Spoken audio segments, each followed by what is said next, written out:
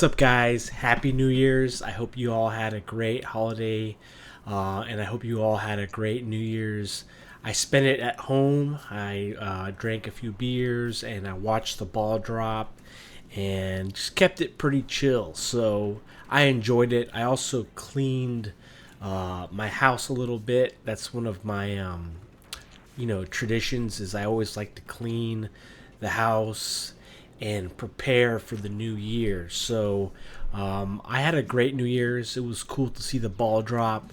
I didn't really watch the entire, the show before the ball dropped. I just kind of watched the ball when it started the countdown at 60 seconds. But it just sort of reminded me of all the New Year's Eve parties I had when I was growing up. I had them at my cousin's house, and they were really like a big deal from what I remember.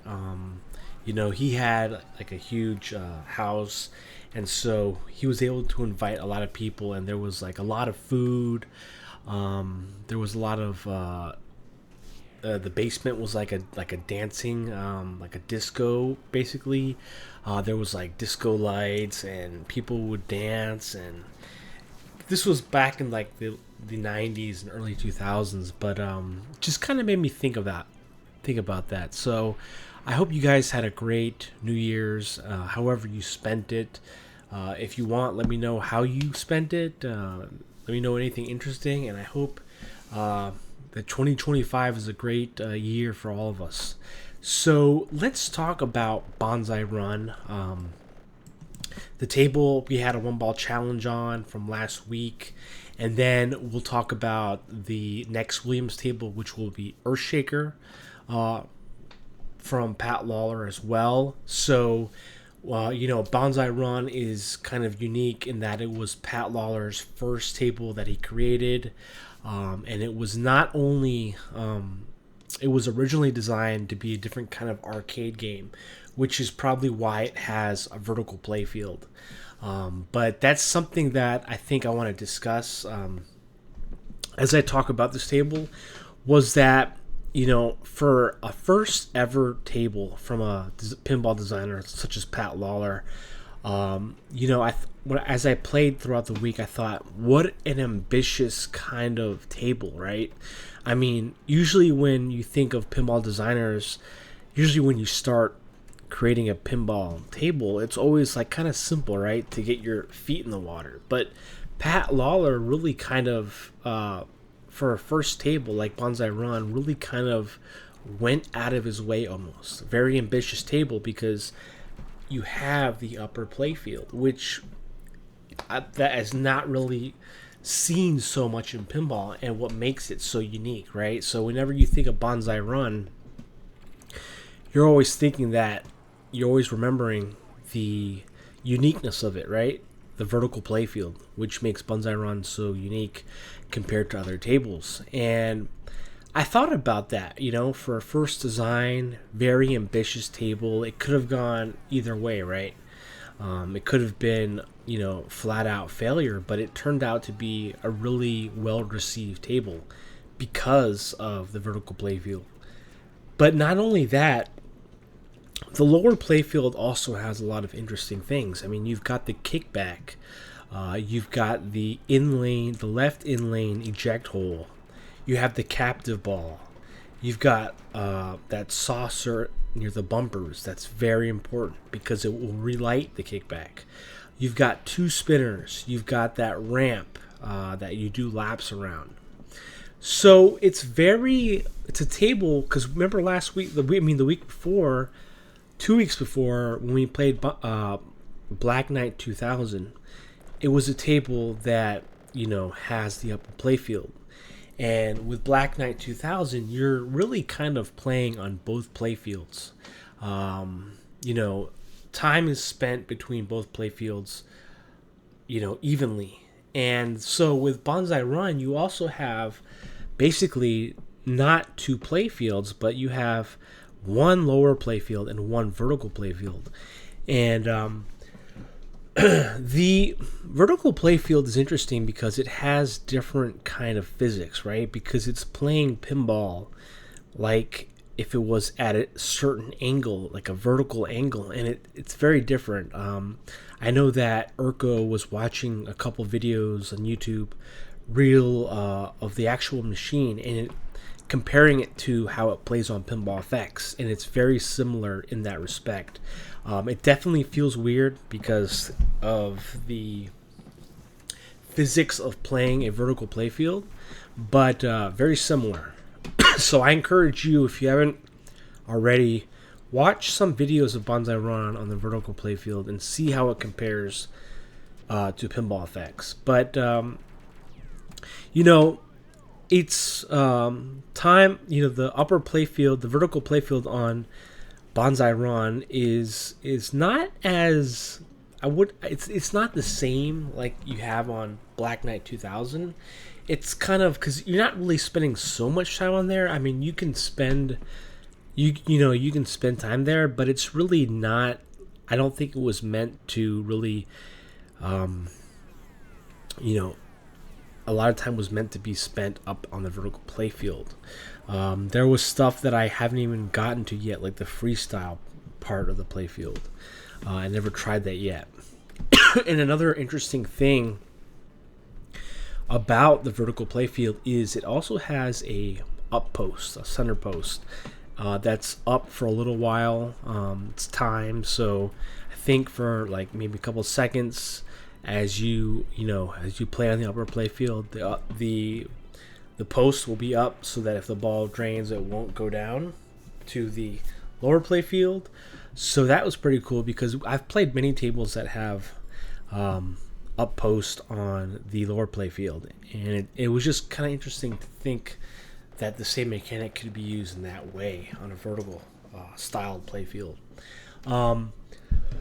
Other things that I thought were interesting about Banzai Run, excuse me, as I played, was there was also a color-coded scheme to this table, right? You know how you have to spot different challengers, right? Like Green Machine, Yellow Belly, Bluebeard, Red Hot.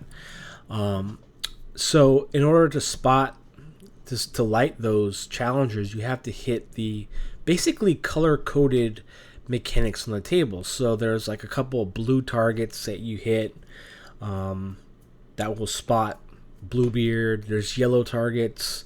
There's the green rollover switches that will light Green Machine. There's the red targets that light Red Hot. So that's one thing I noticed was you have this kind of color-coded scheme. And I think color-coded tables are kind of easy to understand because it makes sense, right? You hit the targets that are the same color, and then you light the challenger that you have to face, right? So it makes it really easy. And so that's something I liked. There was also a skill shot on this table, which I didn't think there was, but the skill shot is called a cycle stunt, where you plunge the ball at a proper, strength, and the ball will actually go into the saucer that basically the same saucer that shoots up into the vertical playfield. And so when you get a cycle stunt, you light, I think, one of the challengers, and you immediately get to go to the upper playfield, and you have a chance of defeating that challenger. So I thought that was pretty cool, but it was actually very hard to do. I think even the guide says it's a very difficult skill shot, but it is there. You can see kind of how the timing goes on the top near the saucer. You'll see like yellow lights indicating, or pointing to that saucer that is available for the skill shot. The cliff jumps were cool. And there was also three targets on the vertical playfield, ABC targets that you had to complete to get 2 times scoring for the cliff jump, which I thought was pretty interesting because I didn't really take note of that until later. But something else I wanted to say about this table was that there's a lot of second chance opportunities. You have the kickback on the left that saves the ball from draining in the left out lane. And the kickback you can relight fairly easily by hitting the saucer near the bumpers, right? That relights the kickback. You also have the in-lane eject hole, the left in-lane eject hole, that kind of puts the ball into the playfield. And it ejects and it hits the captive ball. So that's pretty interesting mechanic. Kind of enjoyable, actually, like the fact that it ejects and it really kind of hits that captive ball. And what's interesting is that I think it was Jabba actually found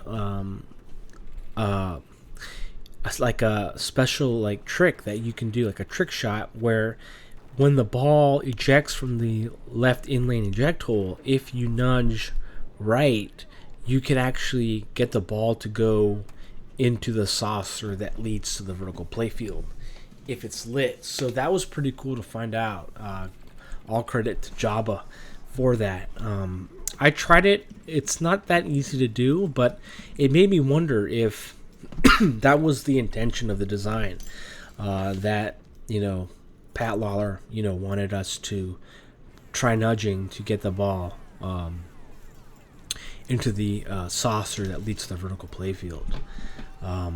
But yeah, a thing about this table that I really noticed was a lot of second chance opportunities, which I think makes this table fun, because you have to remember this table is really difficult, especially on one ball.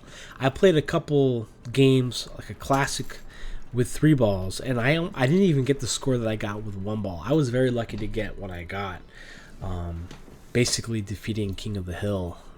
And the way you do that is you defeat all the challengers on the vertical play field, and then once that happens, you can start a multi-ball.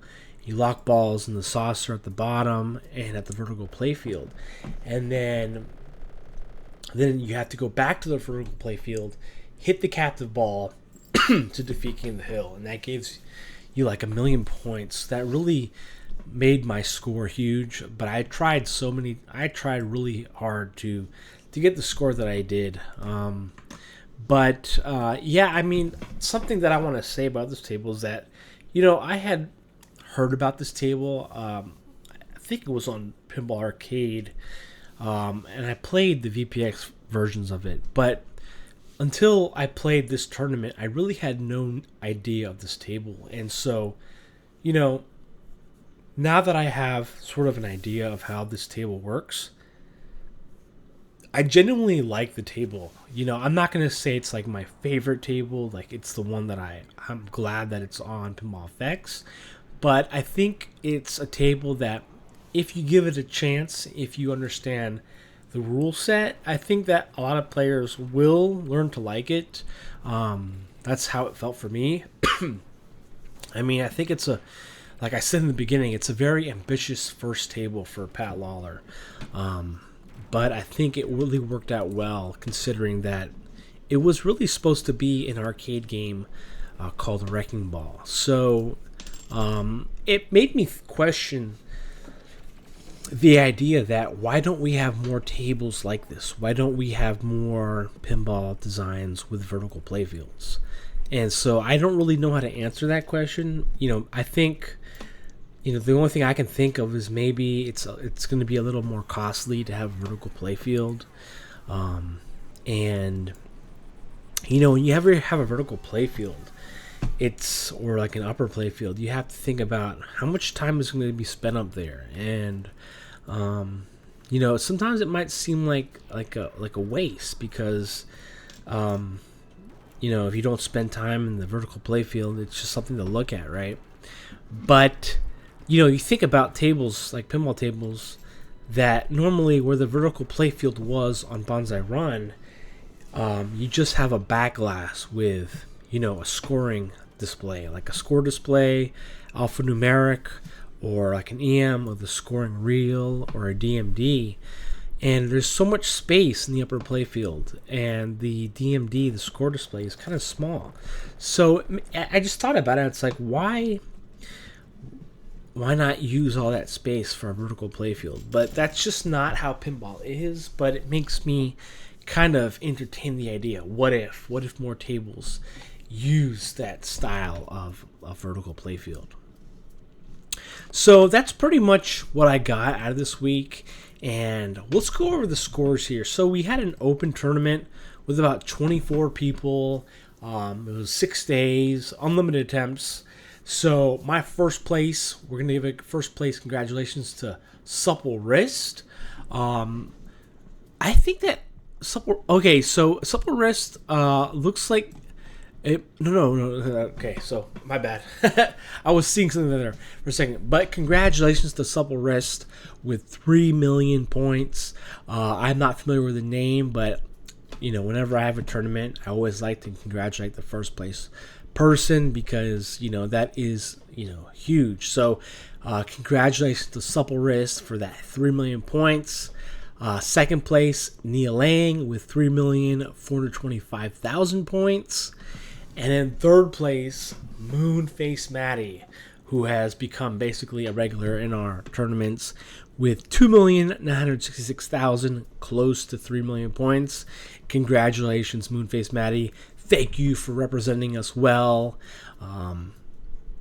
He came in third, but still, in our tournaments, to have someone that we know come in third in an open tournament is really cool. So congratulations to you, Moonface Maddie. Thank you again to Crops for introducing him. And in fourth place, we have UTD 4000 with 2,793,000. Look how close this third and fourth is, right? Basically 200,000 points. So congratulations to UTD 4000. I came in fifth with 2 million points, 2,681,000, very close to fourth. And like I said, the way I got that score was through trial and error. Like I must have played 50 to 100 attempts at this table. And I got it basically by lighting all the challengers first and then going to the upper playfield, and defeating them on the upper playfield, and then getting the lock balls, and then defeating King of the Hills. So that's how I got my score doing that, which you can see on the left. In sixth place, we have Michael _363, aka Dracky Barks, with 1,835,000, very close to 2 million. Seventh place, we have Gap Vic with 1,617,000. And so it's interesting because I was looking at the tournament scores, and Gap Vic for a while had, I think he was sitting at like 900 some thousand.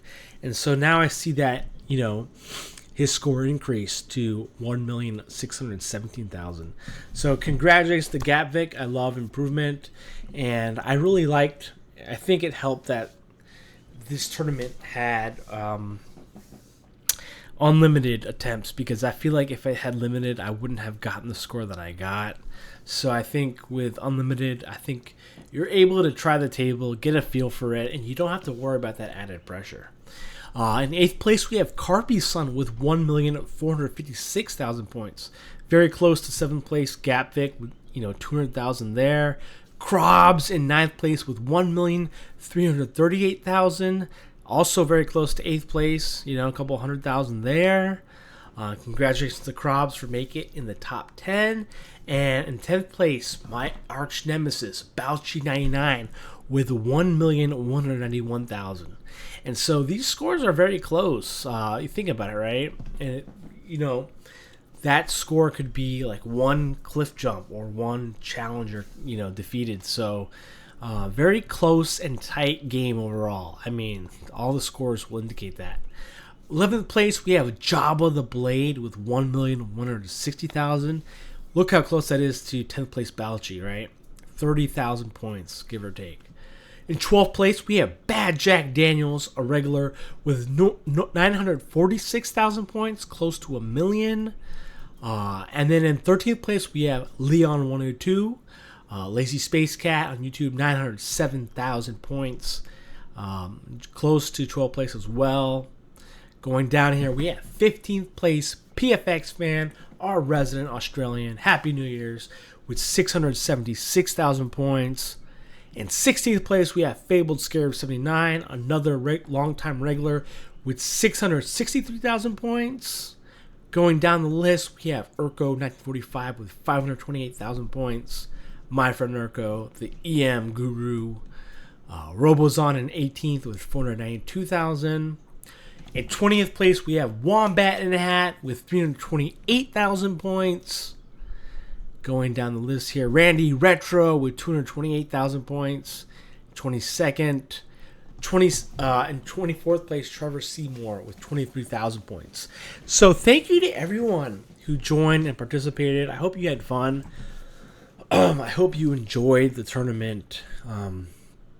These tournaments that I set up are just about having fun. And the competition is just like, I like great competition with you guys. But at the end of the day, these tournaments are meant to have fun, enjoy pinball, and understand the table a little more. So I hope that's what you came out of it with. And for this week, we're going to play the newest table, the last one, Earthshaker, from Williams, also from Pat Lawlor. Very similar to Whirlwind, but it's the last new one we have here. Design-wise, it's a very unique table that it has a shaker motor that will shake during specific modes. So we're going to keep it closed. We're going to keep it a one-ball challenge, realistic, unlimited. And we're going to change it to 10 attempts here. Just because we're switching things up, right? So last time we had unlimited. We're going to have 10 attempts here. Realistic, one-ball, private. We're going to have 6 days as usual. So we have 6 days, 10 attempts, realistic, one ball. And so today is January 1st, right? So the password will be 1125. 1125. All right? So let's do that here.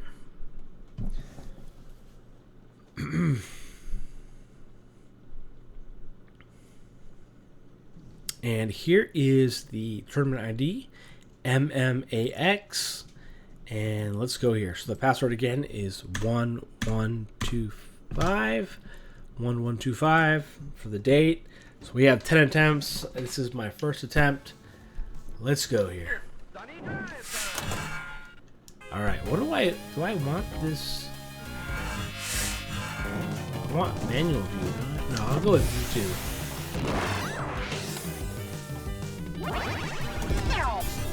Also, don't forget you have a post on this table, a drain post,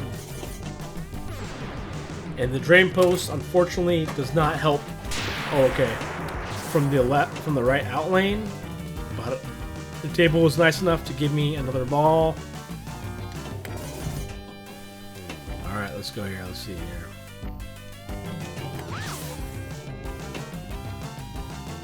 Da, da, da, da, da, da.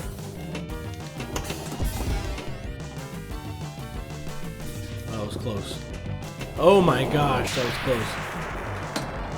Alright. Special lights on. Okay.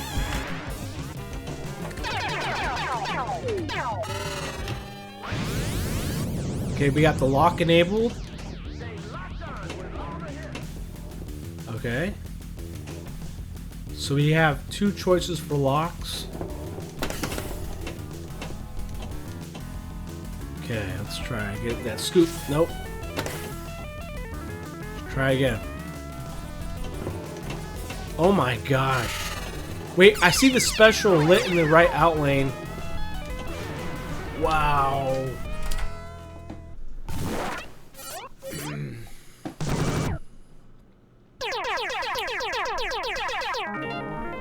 Well, I'm glad that I had a second chance there with that other ball, but 732,000 is not going to cut it. I know that, but I want to save my attempts. I'm going to practice on solo and then go back here. But I hope you guys have a fun week with this challenge on Earthshaker. I'd like to explore more. I can't wait to, kind of find out the ins and outs of the table. And hope you guys have fun. Happy New Year's once again. Hope you guys had a nice, relaxing holiday. And thank you again for being part of this channel and tournament. Till next time, I'll catch you guys later. Take care.